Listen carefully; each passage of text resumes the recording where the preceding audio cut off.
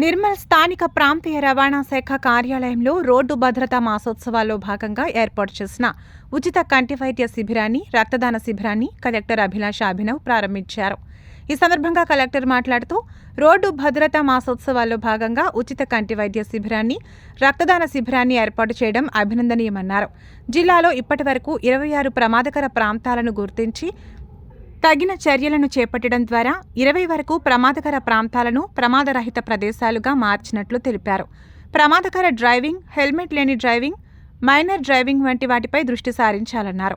Police శాఖ సహకారంతో ఎప్పటికప్పుడు డ్రంక్ అండ్ డ్రైవ్ తనిఖీలు చేపట్టాలన్నారు.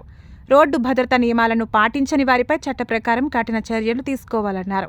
ఈ కార్యక్రమంలో ప్రాంతీయ రవాణా అధికారి దుర్గాప్రసాద్, సహాయ మోటార్ వెహికల్ ఇన్స్పెక్టర్లు ముర్తాజా అలీ, రాణాశ్రీ, అక్షయ్, రజనీకాంత్లు, డిఎంహెచ్ఓ రాజేందర్, ఇతర అధికారులు, సిబ్బంది తదితరులు పాల్గొన్నారు.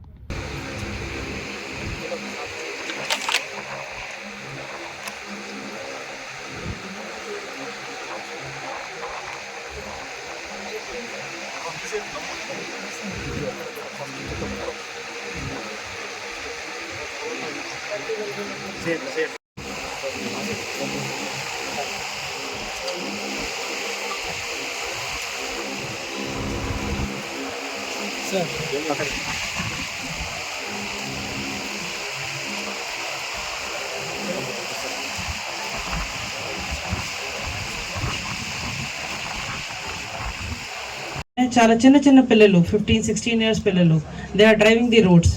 ట్రిప్లింగ్ చాలా కామన్ ఉంది. హెల్మెట్ చాలా మంది యూజ్ చేయట్లేదు. సో నేను నా ఎక్స్పీరియన్స్ చెప్తున్నాను. ఒక లాస్ట్ అంటే few years back I was driving a scooty. నేను ఐ వాజ్ వేరింగ్ హెల్మెట్. వెనుక నుంచి ఒక ట్రక్ జస్ట్ టచ్ చేసి పోయారు. ఎందుకంటే truck is very big in front of scooty. Touch చేసి పోయారు. నా స్కూటీ అట్లాగే స్కిడ్ అయింది. నేను almost 100 meters on head on నాకు కొలిషన్ అయింది. But because I was personally wearing helmet I could survive. So నాది నా పర్సనల్ ఎక్స్పీరియన్స్ కాబట్టి చెప్తున్నాను. Helmet is very essential, specially for all 2-wheelers. ఎందుకంటే ఎక్కడైనా యాక్సిడెంట్ జరిగినా అంటే ఇది మీ సేఫ్టీ అవుతుంది. మంత్ ఎందుకు డెడికేట్ చేస్తున్నారు అంటే మన అందరూ అర్థం చేసుకోవాలి. రోడ్లో యాక్సిడెంట్స్ చాలా కామన్ ఉంది.